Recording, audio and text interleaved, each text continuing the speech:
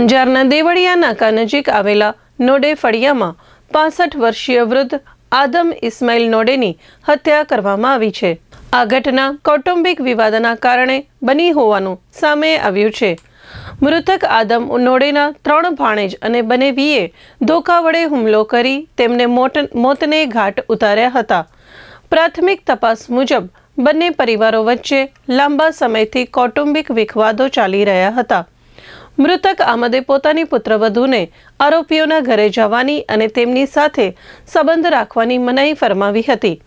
આ બાબતને લઈને બંને પરિવારો વચ્ચે બોલાચાલી થઈ હતી, જે મારામારીમાં પરિણમી અને અંતે હત્યા થઈ।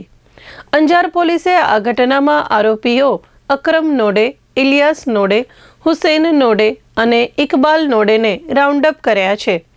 અંજાર પીઆઈ અજયસિંહ ગોહિલ અને તેમના સ્ટાફ દ્વારા આ મામલે વધુ તપાસ હાથ ધરવામાં આવી છે।